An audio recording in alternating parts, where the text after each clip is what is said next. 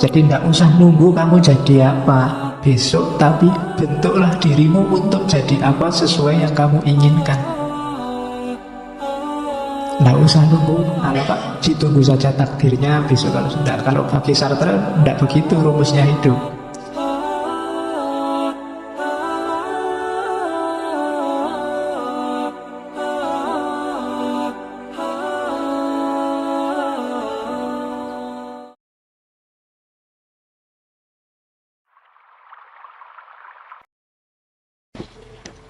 Oke, bismillah. Assalamualaikum warahmatullahi wabarakatuh. Bismillah. Mari kita lanjutkan ngaji filsafat kita. Kita mulai ya gagasan-gagasannya Jean-Paul Sartre. Yang pertama adalah penegasan eksistensial. Saya baca ya. Katanya Sartre, manusia itu fokusnya tidak di esensi, tapi di eksistensi. Katanya Sartre, esensi manusia tidak bisa dijelaskan seperti esensi benda-benda. Ketika seseorang melihat pisau dapur, orang bisa langsung memahami pisau gunanya apa, tujuannya apa, proses pembuatannya apa. Kalau lihat barang kan begitu. Lihat smartphone kan bisa, oh ini alat untuk komunikasi, tujuannya untuk berhubungan dengan yang lain. Bisa kita sebut. Tapi manusia tidak bisa begitu. Kamu ketemu orang, tidak bisa kalau sebut, oh ini manusia, dia punya hati, punya perasaan, punya akal, kemudian cara hidupnya begini, tidak bisa. Wong manusia itu kadang-kadang yang punya hati, punya perasaan bisa tidak dipakai. Kamu ramalkan cara hidupnya gimana, bisa sangat berbeda sekali. Yang baik bagi satu orang di sini bisa beda dengan orang yang lain. Jadi tidak bisa. Manusia itu tidak ada esensinya. Kalau barang ini ada esensinya. Maksudnya esensi bawaan yang otomatis ada. Kalau manusia tidak begitu. Dan para filosof sebelumnya, katanya Sartre, kelirunya di sini. Ingin menjelaskan hakikat manusia yang pasti. Jadi manusia itu bla bla bla bla. Menjelaskan kayak gini katanya Sartre absurd, tidak bisa. Manusia yang mana dulu? Manusia itu hakikatnya baik atau manusia itu hakikatnya jahat? Tidak ada hakikat asli kalau buat manusia. Jadi manusia itu bukan bukan produk jadi. Jadi bukan diciptakan Tuhan sempurna terus ya itu dengan segala hakikatnya, enggak. Jadi manusia itu punya hakikat dari mana? Ya dari eksistensinya. Cara dia eksis. Caramu mengada kalau bahasanya Heidegger. Gitu loh.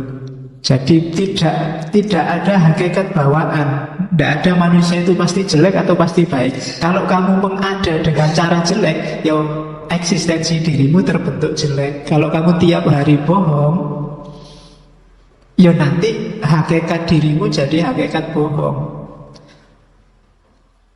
Termasuk yang berhubungan dengan manusia. Misalnya masyarakat Indonesia adalah masyarakat yang ramah-ramah. Itu kalau pas kita ramah atau tiap hari kita ramah, lama-lama diri kita terbentuk sebagai masyarakat yang ramah. Tapi kalau tiap hari ngamuan, tiap hari gegeran, tiap hari bikin hoax, ya nanti kita jadi bangsa yang pembohong. Kita jadi bangsa yang pemarah. Tapi kan aslinya ramah. Aslinya itu tidak ada. Aslinya itu tergantung perilakumu sehari-hari. Loh, jati diri bangsa kita yang asli itu loh Pak, ya tidak ada. Kalau versinya Sartre, kamu sendiri yang bikin. Jadi manusia tidak ada esensi bawaannya, esensi pastinya. Esensimu dibentuk oleh eksistensimu. Kayak hadisnya Nabi itu, barang siapa bohong dan membiasakan bohong, maka dia termasuk seorang kadzab. Itu berarti kan dia membangun esensinya sebagai seorang pembohong. Barang siapa jujur, membiasakan diri jujur, dia terbangun dirinya sebagai seorang yang jujur. Itu dalilnya eksistensialisme. Nah, iya kan? Jadi itu Nabi ingin menunjukkan bahwa kamu itu apa tergantung yang kamu lakukan setiap hari. Tidak ada hakikat bawaan. Jadi itulah eksistensialisme namanya. Jadi kita tidak membawa nilai diri kita sudah jadi, tapi dia dibentuk oleh perilaku kita sehari-hari. Jadi manusia adalah semata-mata apa yang dibentuknya sendiri. Apakah dia lebih tinggi ahsanu taqwim atau asfala safilin, itu tindakan kita sendiri. Kita sendiri yang bikin. Jadi maka pencitraan itu sebenarnya sah-sah saja. Saya Pak bantu orang lain itu hanya pencitraan, tidak apa-apa, wis bantu aja terus. Lama-lama membentuk dirimu sebagai orang yang suka membantu. Mending kamu nyumbang tapi pencitraan daripada tidak nyumbang tapi ngeritik yang nyumbang. Sekarang kan gitu. Tidak bantu tapi kerjaannya kritik orang yang bantu sebagai pencitraan. Mending bantu meskipun pencitraan daripada yang cuma ngomong aja ngeritik. Indonesia hari ini kan itu. Dan kita tidak usah dekat-dekat dengan dunia itu. Kita rumusnya kayak al-halalu bayyinun wal haramu bayyinun wa ma bainahuma, itu kan subhat. Rumusnya Nabi, barang subhat itu tidak jelas benar salahnya. Kalau orang wirai, orang sufi itu ditinggal. Maka tinggalkanlah segala yang tidak jelas. Karena saya khawatirnya hari ini kan berita bohong itu luar biasa. Yang ditangkap 1-2, tapi sebenarnya kan banyak sekali. Saya khawatirnya lama-lama kita tidak percaya lagi dengan berita. Padahal mungkin berita itu benar. Sekarang yang benar pun kita ragukan. Kenapa? Karena yang lain bohong semua. Itu sama kayak ceritanya Upin Ipin itu kan. Waktu ada penggembala nungguin kambingnya, terus dia bosen, pura-pura ada serigala teriak-teriak. Orang datang, alah saya bohong kok. Nanti gitu lagi, lama-lama orang tidak percaya sudah. Serigalanya datang beneran, dia teriak-teriak, tidak ada yang datang. Dan akhirnya kambingnya habis. Mungkin kita bisa sampai ke titik itu nanti. Sampai berita-berita yang benar sekalipun orang tidak percaya. Sehingga pada akhirnya kambing kita benar-benar habis. Jadi mungkin ada yang bikin skenario semacam ini. Mungkin yang punya kepentingan untuk menghabiskan kambing kita. Makanya teman-teman hati-hati nyebar. Kita itu kan kalau ada berita yang nyerang kelompok yang kita tidak suka, ya cepat-cepat kita share. Tidak peduli itu bohong apa enggak. Rumusnya kan sesederhana itu. Makanya hati-hati. Kalau belum jelas benar apakah itu benar apa salah, kalau dalam agama rumusnya dia masih syubhat. Syubhat itu orang yang baik ditinggalkan karena masih tidak jelas. Orang yang hati-hati ditinggalkan. Jadi tinggalkan yang subhat-subhat. Kalau ada berita apapun kamu belum yakin benar, simpan dulu sampai kebenarannya terbukti. Kalau mau berbagi silahkan berbagi. Karena kalau tidak, nanti masyarakat tidak percaya dengan namanya berita dari manapun sumbernya. Sekarang kan dari ustadz, dari kiai aja kadang-kadang kan kamu bantah. Apalagi ustadz yang tidak kamu sukai, mesti salah wis. Yang kamu sukai hanya ustadz yang kamu idolakan. Meskipun yang kamu idolakan ngomong jelek, kamu carikan argumen biar dia tetap benar. Akhirnya sekarang tidak karu-karuan, bolak-balik tidak karu-karuan, kamu bingung sendiri. Susah sekali memetakan persoalan level-levelnya. Apakah ini level benar salah atau baik buruk atau sekedar pantas dan tidak pantas. Ada sebenarnya hanya level estetik, kamu naikkan dia ke level benar salah. Atau sebenarnya ini urusan etik, baik atau buruk, yang sifatnya kontekstual, tapi kamu anggap ini urusan benar salah. Yang benar atau salah kamu anggap hanya estetik, hanya urusan pantas dan tidak pantas. Oh ini bolak-balik tidak karu-karuan. Maka kamu hati-hati. Rumusnya agama menjauh. Kenapa? Menyangkut eksistensi kita. Tidak ada gunanya kamu merasa saya ini sudah orang baik, Pak Muslim sejati, sahadat sejak kecil, sholat tidak pernah putus. Tapi diiringi kegiatan eksistensial yang jelek, maka ya nanti terbangun esensi jelek dalam dirimu. Ini teorinya Sartre ini bisa sampai ke sana. Jadi eksis kita sebagai seorang muslim yang baik. Terus ya itu quote-nya. Kalimat panjang tadi bisa diringkas, man is nothing else but what he makes of himself. Jadi tidak usah nunggu kamu jadi apa besok, tapi bentuklah dirimu untuk jadi apa sesuai yang kamu inginkan. Tidak usah nunggu, Pak, ditunggu saja takdirnya besok kalau sudah. Kalau bagi Sartre tidak begitu rumusnya hidup. Kalau ingin kaya, berperilaku, bertindak seperti orang kaya untuk menuju kekayaan. Kalau ingin soleh, ya berlaku, bertindak untuk menuju kesolehan. Kalau ingin apalagi jadi ilmuwan, jadi ulama, ya berperilaku, bertindak, melakukan segalanya sesuai yang jalan yang menuju keulamaan. Karena kita yang membentuk. Man is nothing else. Manusia itu tidak lain adalah apa yang dia buat untuk dirinya sendiri. Ya. Jadi man is nothing else but what he makes of himself. Jadi diingat-ingat kalimatnya Sartre ini untuk pedoman bahwa kita yang membangun diri kita sendiri. Silahkan kamu bentuk sesuai versimu. Syukur-syukur kamu bisa menampilkan versi terbaik dari dirimu. Tidak usah tanggung-tanggung. Tidak usah besok saja Pak, saya kan masih muda Pak. Kalau ingin cita-cita saya jadi wali Pak, tapi besok misalnya.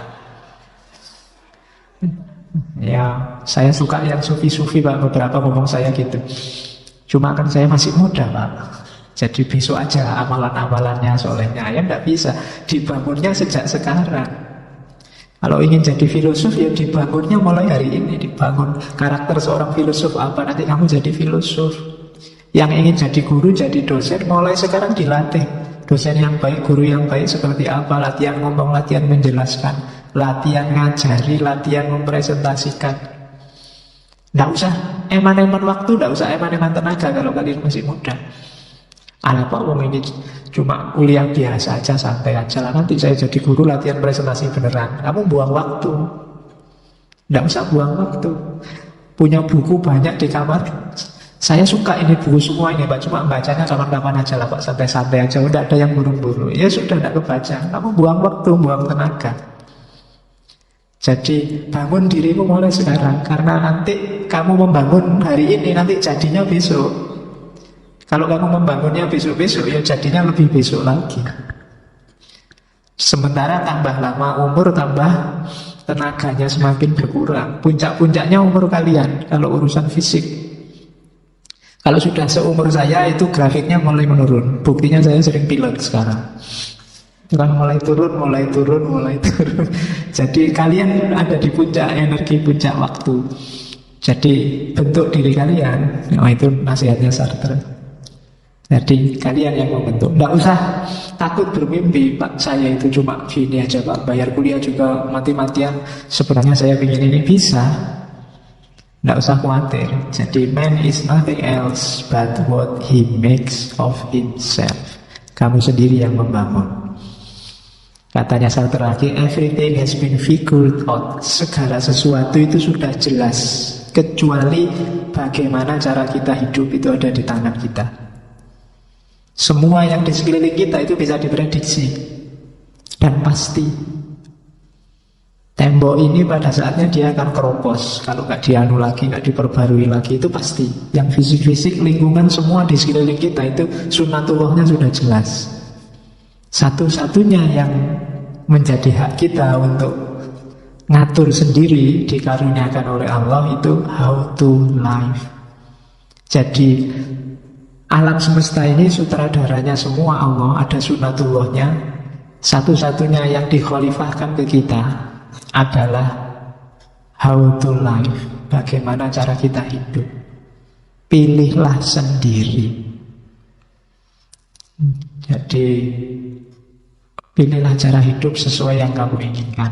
Meskipun nanti ada pertanggungjawabannya sendiri-sendiri. Jadi everything has been figured out except how to live. Segalanya bisa ditebak, Kecuali manusia dalam caranya dia hidup. Ini tidak bisa diramal. Dari jahat bisa jadi baik, dari baik bisa jadi jahat. Dari anak yang tidak mengalami pendidikan bisa jadi orang luar biasa. Dari yang kuliah sampai S3 bisa balik jadi jahat. Oh, itu manusia. Skenarionya dia sendiri yang pegang. Kalian sendiri yang nulis skenario. Jadi nasibmu, kisah hidupmu, jalan hidupmu, kamu sendiri yang menulis.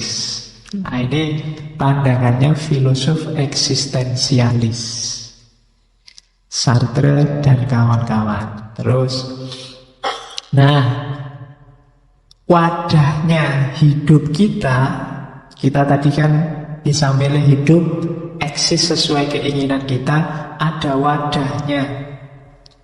Wadahnya namanya faktisitas. Ini istilah dalam filsafat. Nanti di Heidegger juga dipakai. Faktisitas itu keterlemparan kita dalam fakta. Jadi kita ini hidup kan selalu tiba-tiba terlempar dalam situasi-situasi, dalam fakta-fakta. Tiba-tiba saja lahir jadi orang Jogja. Tiba-tiba saja jadi orang Jawa Timur. Tiba-tiba kok pesawatnya lewat. Ya.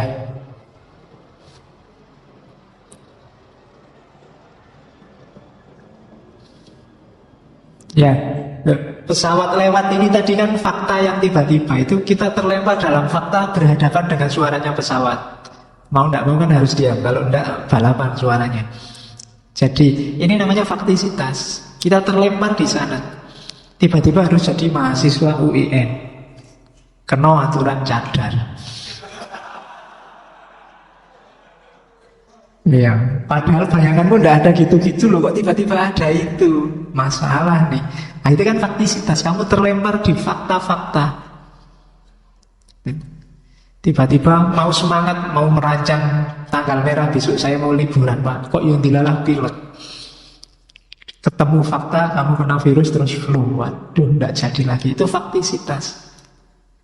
Iya, kita bisa membentuk hidup. Cuma kita diwadahi oleh situasi, kita diwadahi oleh faktisitas. Fakta-fakta, kita harus menyikapinya, mau tidak mau. Maunya si kuliah fakultas kedokteran besok jadi dokter. Kok yang dilalah tidak punya duit, sana mahalnya luar biasa misalnya. Terpaksa kuliahnya UIN akhirnya. Fakultas Usuluddin lagi. Ya. Mau jadi dokter nggak jadi, nanti dukun kamu.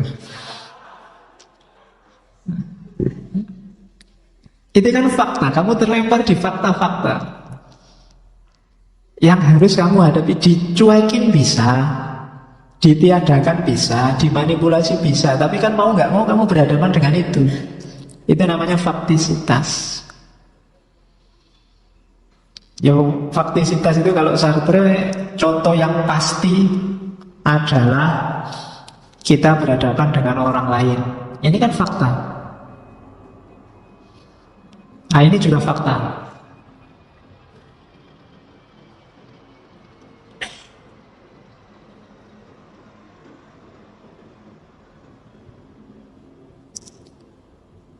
Karena berhadapan dengan orang lain, kamu tidak bisa bebas. Hari ini cuacanya agak panas, agak sumuk. Harusnya kan pinginnya kalian pakai kaos oblong aja santai, kaos daleman aja santai. Cuma kan ada orang lain. Akhirnya kamu kesini harus pakai baju. Kenapa? Orang lain. Itu faktisitas. Berhadapan dengan orang lain itu luar biasa nanti. Katanya Sartre neraka orang lain itu. Nanti dijelaskan di belakang. Yang kedua, kematian. Pinginmu kan hidup terus, muda terus, cakep terus kalau boleh. Tapi kan tidak bisa. Kamu ketemu fakta, ternyata hidup ada limitnya.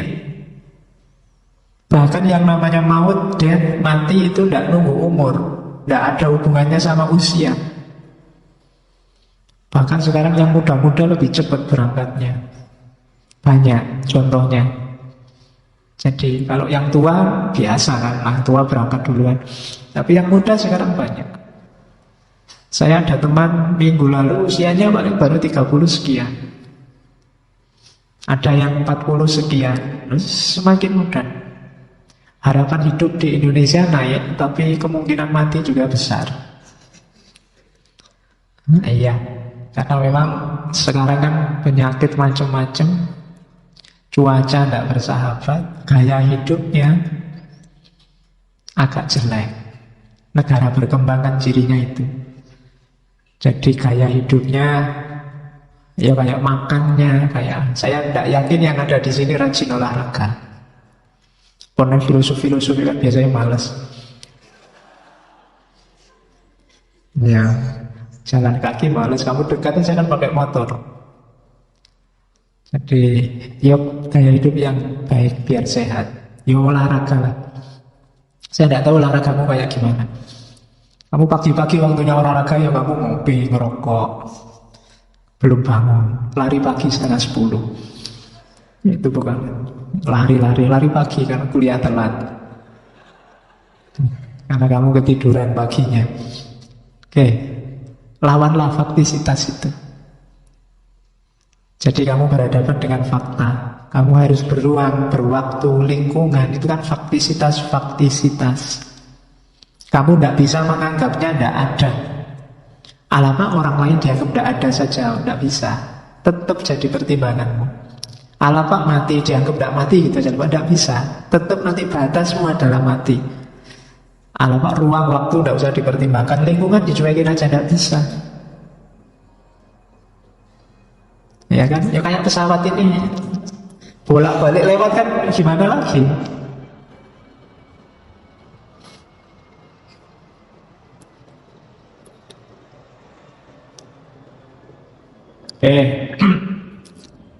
Ya, Jogja itu bandaranya kecil, jadi pesawat itu biasanya ngantri bisa setengah jam di atas, muter-muter ngantri turun. Dan muternya di atas kita, muter itu nunggu dia bisa turun. Jadi nggak usah heran. Itu bukan karena saking banyaknya pesawat, tapi saking kecilnya bandara. Jadi mereka muter, nggak bisa langsung turun, biasanya muter-muter. Jadi kamu saya ceritain karena kamu kan nggak pernah naik pesawat. Oke, ya bisanya cuma lihat. Kalian menginjak bandara aja kan nggak mesti pernah. Bisanya nonton pesawat lewat. Oke, jadi kita bebas membentuk eksistensi diri kita, cuma dicegat oleh makhluk yang namanya faktisitas, fakta-fakta. Oke, kurang lebihnya mohon maaf. Wallahul muwaffiq, wallahu a'lam bishawab. Wassalamualaikum warahmatullahi wabarakatuh.